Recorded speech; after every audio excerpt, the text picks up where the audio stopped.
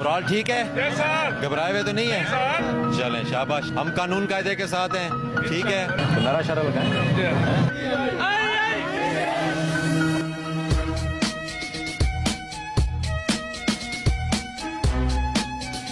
D Khan کی police اور عوام ایک ہیں، اور ہم ان کی حفاظت کے لیے دن رات جاگ رہے ہیں۔ ہماری پولیس جاگ رہی ہے، ہماری فورس جاگ رہی ہے، اور یہ انشاءاللہ بے فکر رہیں، اللہ خیر رکھے گا۔ سر پولیس کا آپ کے آنے سے مورل بہت اپ ہو گیا تھا، اب سیاست میں یوز ہونے سے آپ کو نہیں لگتا کہ نہیں، کوئی سیاست میں نہیں یوز ہو رہے جی، قانون قاعدے کے مطابق چیزیں چل رہی ہیں۔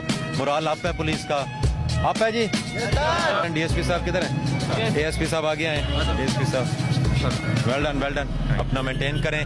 ایس ایچ اوز کہاں پہ ہیں یہاں کے؟ آ جاؤ، لا اینڈ آرڈر مینٹین رکھیں بالکل، اور کہیں ٹریفک بلاک نہیں ہونی چاہیے، ٹھیک ہے؟ کہیں پہ کوئی جو ہے وہ ہینکی پینکی نہیں ہونی چاہیے، بالکل ٹھیک ہے جی۔